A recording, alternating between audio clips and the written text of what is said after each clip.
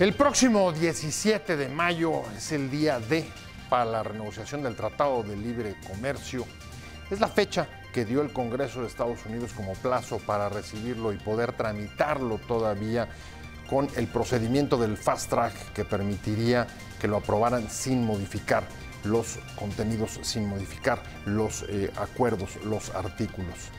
Al mismo tiempo, dada la proximidad de la fecha, otras voces, entre ellas los negociadores mexicanos, están diciendo que no, que el 17 no va a ser una fecha crítica, lo cual nos da o nos refleja cómo estarán las negociaciones cuando a un par de días, aún algunos de los capítulos más difíciles, como las reglas de origen o la cláusula de terminación del tratado, todavía no han llegado a tener un acuerdo entre los tres países. Vamos a entrarle a este tema, la discusión sobre el Tratado de Libre Comercio, las perspectivas de que pueda salir o no en la fecha prevista. Soy José Buendía, gracias por estar con nosotros en este programa en el que todas las ideas se pueden cuestionar siempre que se debaten. La negociación del Tratado de Libre Comercio de América del Norte está en su recta final, pero como ha sucedido a lo largo del proceso, el acuerdo pende de un hilo que sostiene el presidente estadounidense Donald Trump. México, Estados Unidos y Canadá negocian contrarreloj un principio de acuerdo para la renegociación del TLCAN para los próximos días, dado que su postergación implicaría incertidumbre para los tiempos que marca su ratificación al actual Congreso mexicano y el de Estados Unidos antes de las elecciones presidenciales mexicanas y legislativas de noviembre próximo en ese país. Estados Unidos ha dado muestras de tener ahora prisa por concluir la renegociación ante los cambios electorales en ambos países, a la vez que también el gobierno mexicano confía en contar con este acuerdo antes de las elecciones del 1 de julio, pero persisten diferencias en las negociaciones. Donald Trump y Justin Trudeau, presidentes de Estados Unidos y primer ministro de Canadá respectivamente, estudiaron esta semana la posibilidad de cerrar rápidamente las renegociaciones del Tratado de Libre Comercio de América del Norte. Pero Estados Unidos rechazó la propuesta de México en contenido regional automotriz que proponía elevar de un 62.5% al 70% el contenido regional de los autos en respuesta a la demanda del vecino del norte, donde Estados Unidos pide un 75%. A pesar de lo anterior, autoridades de Estados Unidos, Canadá y México dijeron que las negociaciones en cuanto a las reglas para el sector automotriz han tenido un gran avance. ¿Acaso habrá humo blanco? El presidente de Estados Unidos, Donald Trump, aseguró que van a ver qué pasa con el TLC.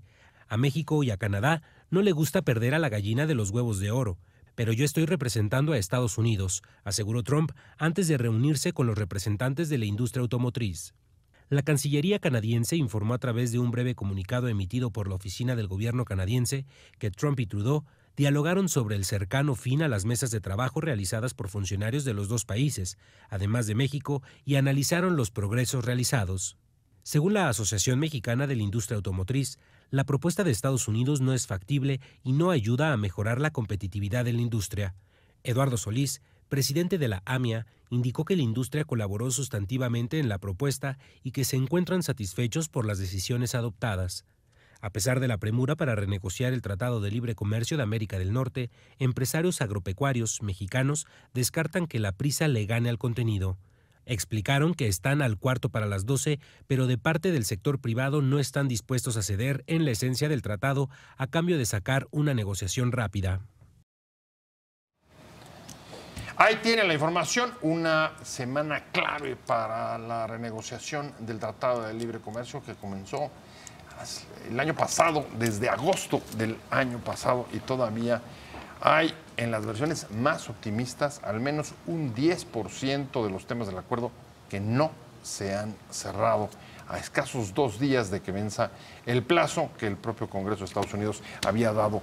Muchas gracias, Leticia Armenta, economista del TEC de Monterrey. Muchas gracias por estar con nosotros hoy y poder entrarle a este tema. Y Mónica Laborda, que ya ha estado también. Las dos han estado ya con nosotros. Muchas gracias, Mónica. ¿Cómo estás? Gracias, muy bien, José. Gracias por la invitación. Si quieren, entrémosle con lo último. Nuevamente, Canadá, dice el primer ministro Trudeau, estamos a punto de llegar, es muy probable que se consiga. Del lado mexicano veo más escepticismo. Están diciendo incluso el 17 no es una fecha crítica. No sé lo que signifique no es una fecha crítica, pero Estados Unidos ha sido muy claro, por lo menos Paul Ryan, el Congreso de Estados Unidos, diciendo el 17 o entra o se acaba el fast track. A ver, ¿qué está pasando desde tu punto de vista? Bueno, desde mi punto de vista te puedo comentar, para México la postura siempre ha sido la misma y Guajardo la ha afirmado en los últimos días. México no quiere un tratado rápido para de alguna manera menoscabar y hacerlo de menor calidad para nuestro país. No quiere ir por esta vía de hacerlo deprisa.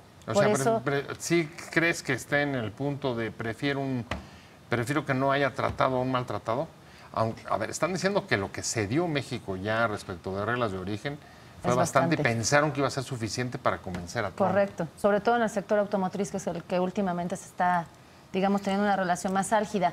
Pero como te comento, la postura del gobierno mexicano es no hacerlo deprisa para no tener un mal resultado. Por otra parte, en la postura de Estados Unidos es interesante pensar que Trump hasta ahora lo que ha querido es acelerar la negociación. A Trump le conviene. Tenemos elecciones en noviembre de medio término para renovación del Congreso y si de alguna manera no queda el Congreso tan favorecedor hacia Trump como es lo que se espera, esto a él le beneficia, ¿no? El tener, digamos, un resultado que a su base electoral satisfaga, que es lo que hasta ahora ha venido jugando, es la carta que él ha venido jugando de que el electorado lo siga apoyando de alguna manera incondicionalmente. O sea, lo que estás diciendo es que le conviene más que no haya tratado. Le conviene más a Trump seguir diciendo que él prefiere algo rápido y tener, digamos, algo sobre la mesa, que él tenga la sartén por el mango, se puede llamar así, que él lleve las riendas de la negociación. ¿Pero con sus términos? Con sus términos, sí, definitivamente.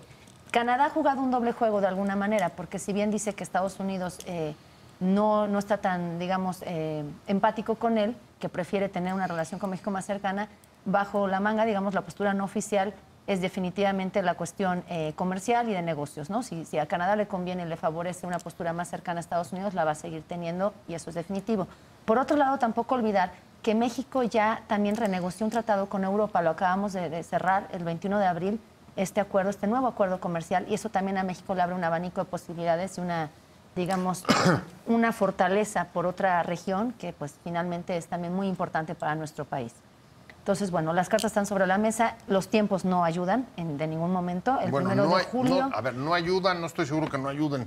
En el sentido de que están para los negociadores, exactamente. Les dice Armenta, ¿cómo son las últimas horas de una negociación, claro, cuando son negociaciones duros? ¿A ti te preocupa? ¿Crees que logren llegar a un acuerdo el 17? A mí me parece que no. En realidad las posiciones están allí encontradas. Como bien lo mencionabas, la cabeza mexicana, ¿verdad? El doctor Guajardo es de la idea de no va a salir al 17. También debemos de entender que este juego de declaraciones, pues de alguna manera generan estira y afloje, ¿verdad? Tú quieres que salga el 17, entonces dame lo que necesito.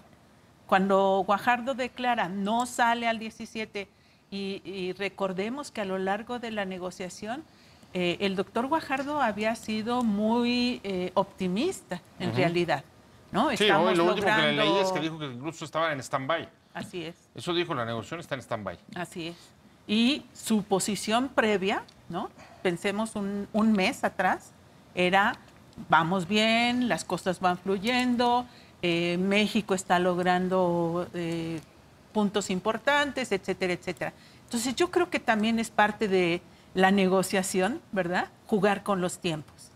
Hay siempre la amenaza, ¿verdad? A la hora de la negociación, tanto el presidente Trump como, en este caso, los negociadores mexicanos están jugando con la amenaza, ¿verdad? Los dos y parecen entonces, estar en efecto jugando. Tú quieres seguir tardando, mira, ya no te va a tocar con nosotros, tal vez no se logre, ¿no? Es un poco el discurso no dicho. Los dos pueden estar jugando con los tiempos, pero Así ¿qué es. significaría si nos vamos después del 17, en términos reales? Pues finalmente sería sentarse a negociar con dos equipos de trabajo diferentes, porque como bien sabemos, 1 de julio tenemos elecciones en nuestro país, lo que te comentaba que pero ahí no nos afecta a nosotros, ¿no? O sea, después del 17 podría, o sea, no hay, ahí sí para nosotros no hay un plazo fatal. Para nosotros no, pero las condiciones de negociación pueden cambiar, la postura puede cambiar. Puede haber un mayor acercamiento o no hacia la postura que se encuentra actualmente en el gobierno. No sabemos qué va a pasar el 1 de julio y eso pues va a determinar también hacia dónde México quiere girar su política exterior, si más acercamiento hacia Estados Unidos, más hacia Europa, en fin.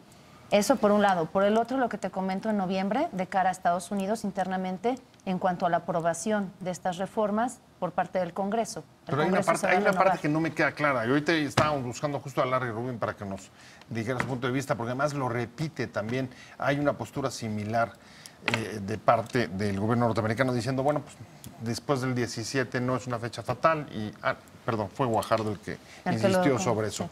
A ver. Pero también, el 17, también Rubin, ¿eh? Y Larry, sí. Y lo que yo he estado escuchando, ¿verdad?, de los negociadores americanos, tanto, bueno, no negociadores, sino el representante del Partido Republicano, lo que está diciendo es el presidente podría meter una solicitud, dar 90 días para que se afinen las negociaciones, pues mira, y después entrar. Justo tenemos a Larry Rubin, déjame saludarlo. Larry, ¿cómo estás? Muchas gracias, muy bien. Larry, una primera duda. ¿Se había manejado el 17 como fecha fatal, como el último día para que pudiera entrar al Congreso con el procedimiento Fast Track? Pero tanto tú como otras voces, entre ellas el propio secretario de Economía mexicano, han dicho que no es una fecha fatal. A ver, ¿después del 17 se mantiene el Fast Track o no? Sí, definitivamente el Fast Track se mantiene. Nuestro representante de la Cámara Baja, Paul Ryan, manejó que el 17 sería la última fecha para entrar en el calendario legislativo ordinario, por lo que esto tendría que entrar en un calendario extraordinario. Eso es verdaderamente a lo que llega, y por eso el mismo secretario Wilbur Ross ha comentado que todavía se tienen varias semanas para llegar a un acuerdo, y creo que es bastante factible, dado que ya está en la última recta esta negociación del Telecam y bueno, pues a nuestro parecer falta un 10% para poder concluir exitosamente estas negociaciones. A ver, en el caso del calendario extraordinario, ¿cuál es tu fecha límite? ¿Hasta dónde sería el plazo para que pudiera entrar dentro de esos términos? Bueno, pues calculando que son 6 meses los que requiere el Senado, el Congreso para hacer pues esta revisión de lo que se haya acordado, y teniendo en mente que el 6 de noviembre son elecciones en Estados Unidos, esto estaríamos hablando que serían las primeras semanas del próximo mes. O sea que, a ver, después de la primera semana de junio, sí ya no hay vuelta de hoja, o hay acuerdo, o difícilmente podría ser aprobado con el Congreso actual, y menos con el procedimiento Fast Track. ¿Estoy correcto? Exactamente. Tienes el tema del TPA, ¿no? El Fast Track que le ha dado el Congreso al presidente Trump para negociar dentro del Telecam, y lo ideal es que se haga en este mismo mes de mayo para que el Congreso tenga suficiente tiempo, al igual que los 90 días que tiene que dar Robert Lighthizer de aviso, por lo que el tiempo corre, ¿no? No necesariamente el 17 de mayo como lo había estipulado nuestro representante de la Cámara Baja, pero definitivamente son pocas semanas, y los puntos sobre la mesa ya sabemos todos los que son. Definitivamente creo que sí se va a llegar a un acuerdo, no va a ser fácil y sí requiere consensos de las 3 naciones, pero creo que ya es la última milla o el último kilómetro, y definitivamente sí lo veo muy factible. Déjame regresar un segundo a la mesa, no te retires, Larry. ¿Cómo lo ves, Mónica? ¿Va a haber, tú eres optimista o no, o en qué te basas? Tomando en cuenta lo que está diciendo Larry, 10% es lo que falta de los flecos de la negociación. ¿En 3 semanas tú los ves cerradas? De alguna manera yo creo que les conviene a todos cerrarlo. Para el gobierno mexicano sería un acierto, para la actual administración, de decir, hemos negociado durante estas 8 rondas de negociación y hemos tenido estos resultados favorables para nuestro país. O sea, puede llegar para a las Trump elecciones también. diciendo, aquí está el TLC. Es correcto, podría ser un acierto y un punteo político a favor. Entonces, si se ha avanzado ya en el camino y hemos ya cedido y negociado y esta estira y afloja de tiempos, etcétera, yo sí me veo optimista en ese sentido. Leticia, ¿no tienes miedo de que en 3 semanas este 10% te lleve justo a lo que no quería el secretario Guajardo, un mal acuerdo? A mí me parece que no, porque justamente el nivel de avance que se ha tenido ha sido muy importante. No quiere decir que el total, ¿verdad?, va a ser un éxito completo, porque como en toda negociación, para poder recibir tenemos que ceder algo. Eso es una realidad. Y también es cierto que este 10%, si lo ponemos en esos términos, pues son las cláusulas más complicadas. Justamente la conversación sobre automotriz ha estado en el centro en estos últimos días, pues porque es la parte más álgida precisamente de todo el cierre. Entonces, creo yo que hay una posición también del sector privado que ha estado allí insistiendo de los dos lados de la frontera, porque seamos reales, cuando hablamos sector automotriz, yo no hablaría industria mexicana contra industria estadounidense, es la misma industria, está interrelacionada, es un bloque muy, muy definido. Sí hay matices, por supuesto, siempre, pero me parece que por eso es que se lleva hasta este término esos temas, ¿no? Hay una declaración que me parece importante y es la del canciller Luis Videgaray hace unos días, que dijo el futuro de la relación, el perfil que tome la relación bilateral entre ambos países en buena medida va a depender del resultado, del acuerdo o no de la renegociación del TLC, del Telecán. En la recta final de la negociación del TLC, en el primer bloque, hablábamos de la fecha, el plazo para alcanzarlo. No será este 17, sino hasta la primera semana de junio. Larry Rubin lo tengo aquí en la línea y antes de irme a corte ponía sobre la mesa una declaración del canciller Videgaray diciendo el resultado de la negociación marcará el perfil de la relación bilateral. ¿Cómo te imaginas, Larry, la relación bilateral en uno o en otro caso? Claro, pero mira, Pepe, yo creo que parte de la relación bilateral y el crecimiento que ha tenido este acercamiento entre México y Estados Unidos se ha dado en gran medida por el Telecán, por este instrumento que llevó a cabo el presidente Bush, papá. Y definitivamente la relación comercial entre México y Estados Unidos ha crecido de una forma sustancial gracias a ello. Entonces, definitivamente creo que el Telecán nuevo va a producir una relación todavía más cercana entre México y Estados Unidos, a lo mejor llegando al punto en donde México se convierte en el primero o socio, primer socio o segundo socio comercial más importante, ganándole a China este espacio. Y definitivamente creo que esto es lo que puede marcar el Telecán. La realidad es que yo no veo una relación entre México y Estados Unidos sin el Telecán. A lo mejor podría ser que se llame de una manera diferente, pero un acuerdo comercial entre México y Estados Unidos definitivamente es parte del futuro. Mónica, ¿cómo la ves? O sea, ¿no ve Larry relación sin el Telecán? Y bueno, lo que ve es una profundización de las relaciones. Yo estaría... Parece como esos noviazgos tormentosos que sueñan con casarse para que ya todo vaya bien. Así ¿Cómo es. vas? Mira, yo ves? pensaría un poco diferente. Yo coincido más con lo que comentó Juan Pablo Castañón, el presidente del Consejo Coordinador Empresarial, que con o sin TLC, México tiene futuro comercialmente hablando. Definitivamente nuestra relación con Estados Unidos está totalmente simbiótica. Tenemos muchas industrias, como bien comenta mi compañera. Integradas, que no podemos hablar de una industria de Estados Unidos o de México, están en un bloque. No obstante, México de alguna manera podría diversificarse un poquito más. Esto ya se está llevando a cabo con todos los acuerdos comerciales que tenemos firmados y México tampoco se quedaría de brazos cruzados. Toda la industria y todo el sector industrial de México también está mirando hacia ese sentido. No obstante, esta situación, más bien lo que se está viendo en el corto plazo es un nerviosismo, una intranquilidad que lo estamos viendo en el peso, en las bolsas, en todo lo que está repercutiendo. Considero yo que los efectos sin Telecán no se verían en el corto plazo, sería más bien en largo plazo, tal vez en una reorientación de nuestra política exterior hacia otras vertientes. O sea, Europa, el TTP, etcétera. Correcto, el TTP que ya México ratificó. ¿Con quién coincides o con quién difieres, Leticia? ¿Sí ves un perfil de profundización de la relación con Estados Unidos o ves que hay una amplia posibilidad de diversificación del comercio, a pesar de que en un siglo no la ha habido, Sí, claro. En un siglo 80% del comercio mexicano sigue destinándose a Estados Unidos. Así es. Sí, yo creo que es muy complicado, lo voy a decir de manera muy, muy física, separarnos de Estados Unidos. Nuestra frontera es muy amplia, tenemos relaciones con ese país, como bien lo mencionas, antiquísimas, previas incluso al Telecán.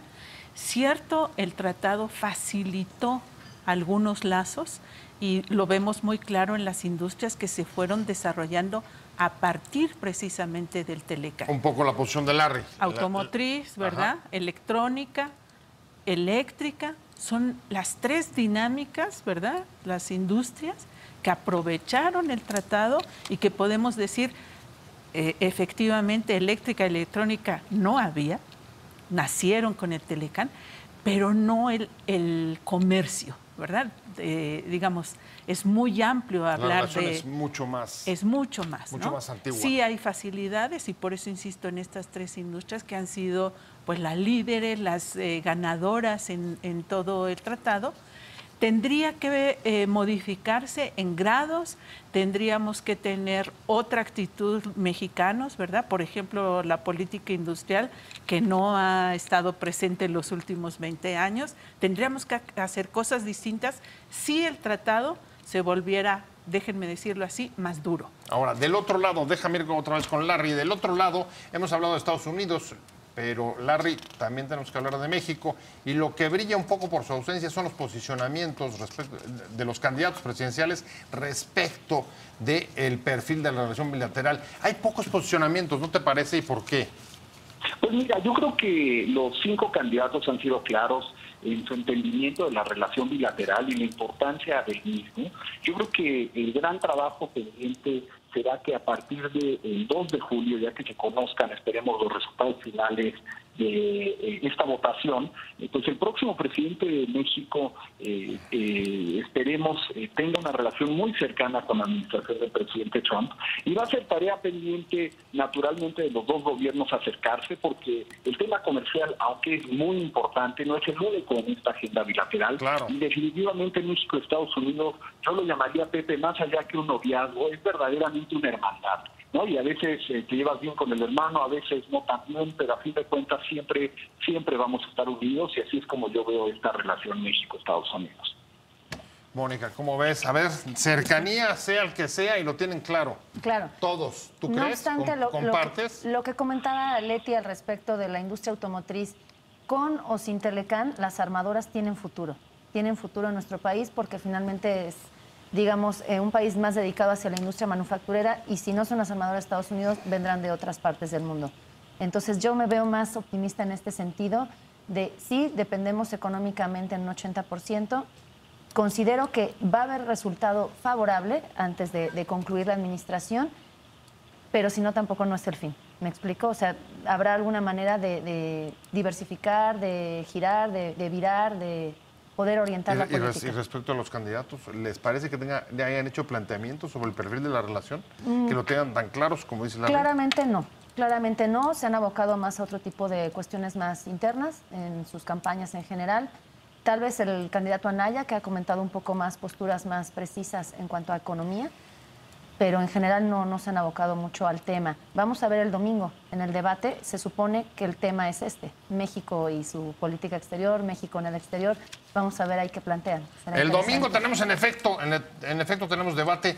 Te vamos a despedir, Larry, pero no sin antes preguntarte qué esperas de algún pronunciamiento, digamos, fuerte como los que ha habido del otro lado en el debate presidencial.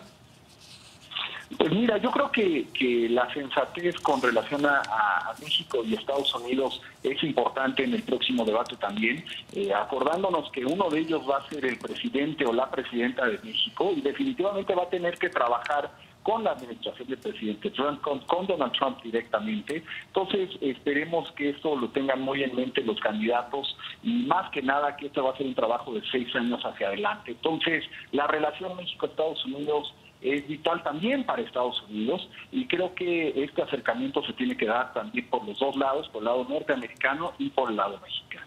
Pues muchas gracias, Larry. Muchas gracias por haber entrado con nosotros. Sé que estás de viaje, que te vas pronto. Te mandamos un fuerte abrazo y espero verte pronto acá en el estudio.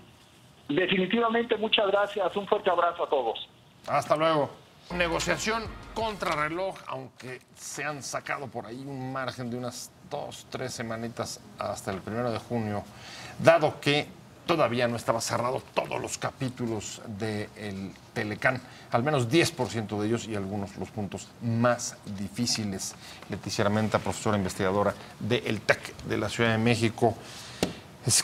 ¿Cómo ves? ¿Optimista o pesimista? ¿Sí lo logran el primera semana de junio? Yo creo que sí. En realidad, como habíamos dicho antes, para los 3 países es muy importante. para Estados Unidos, y aunque ellos no lo quieran decir públicamente, es vital el tratado. Sí, dicen que solamente son de nosotros los huevos de oro que queremos conservar, ¿no? Según la última declaración de Trump. Sí, digamos, tenemos enfrente un negociador duro, ¿verdad?, que juega mucho con la amenaza, que siempre quiere tenernos contra la pared, etcétera, etcétera. Pero cuando vemos la realidad, cuánto dependemos uno y otro de el contrario, realmente nos damos cuenta que hay una codependencia. Es cierto que los Estados Unidos pues tiene una posición muy fuerte, económicamente hablando, pero también es cierto que ellos pues se han rezagado en el comercio internacional, específicamente a nivel de manufacturas, han perdido competitividad, han perdido productividad. Justamente es un intento de revertir esa tendencia negativa. ¿Qué tanto lo van a lograr a costa de México? A mí me parece que es muy difícil por una cuestión muy simple: los costos no se los van a permitir.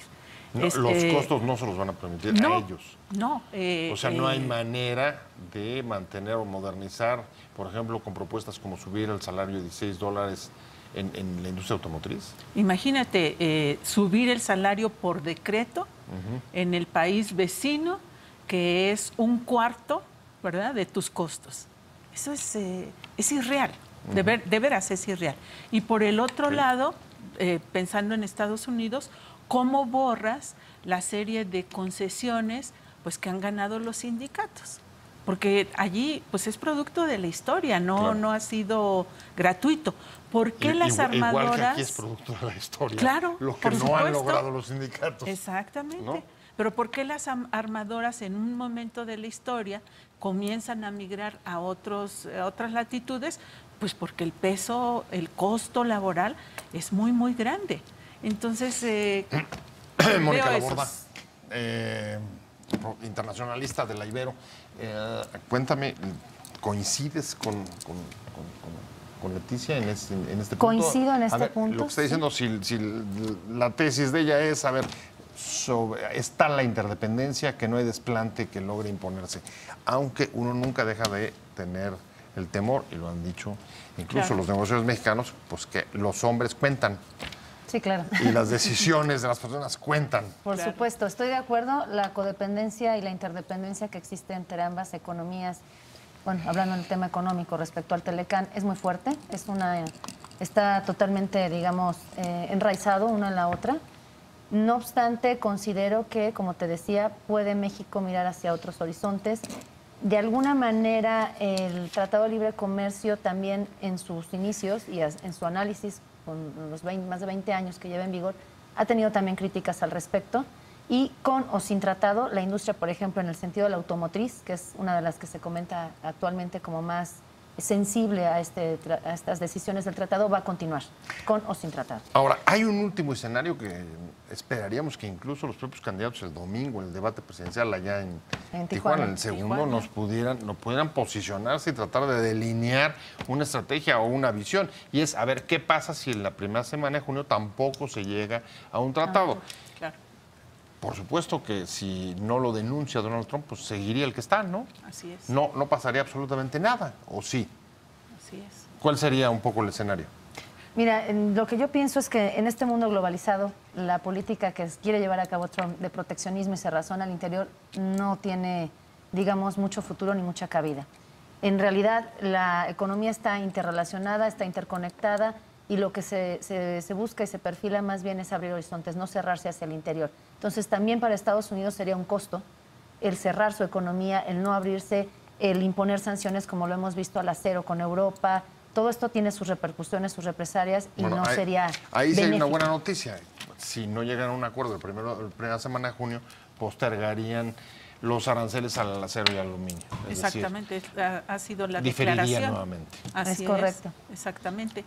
Y por otro lado, yéndonos al caso pesimista, se acaba, ¿no? El presidente hace uso de sus facultades, dice ya no quiero jugar en esta región, Ajá. ¿verdad? Bueno, recordemos que hay tiempos, ¿verdad?, para que eso suceda, y eso nos llevaría más o menos 2 años seguir con las mismas reglas y después entrar a reglas OMC que tampoco son tan malas, ¿no? Entonces, yéndonos al caso pesimista, se acaba el tratado, realmente hay muchas opciones y opciones favorables. Se ha hablado mucho de los costos y por eso comenté en la parte anterior, si esto se llevase a cabo, el incremento de los costos por aranceles tampoco nos deja fuera del mercado.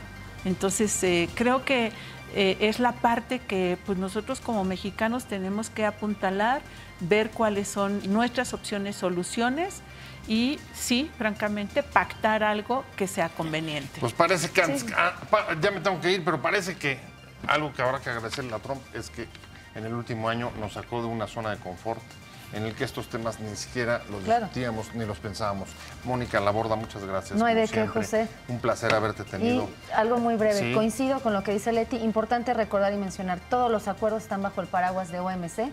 Finalmente, si no hay un Telecán, hay una Organización Mundial de Comercio en la cual se hacen cumplir las reglas del juego y México estaría protegido en ese sentido y tampoco tendríamos la premura. Hay estos 2 años de ver qué puede suceder y por eso en el corto plazo no nos pegan. Leticia Armenta, muchas gracias. Ya me están cortando. Muchas gracias. Que te vaya muy bien. Gracias. Que le vaya bien. Nos vemos.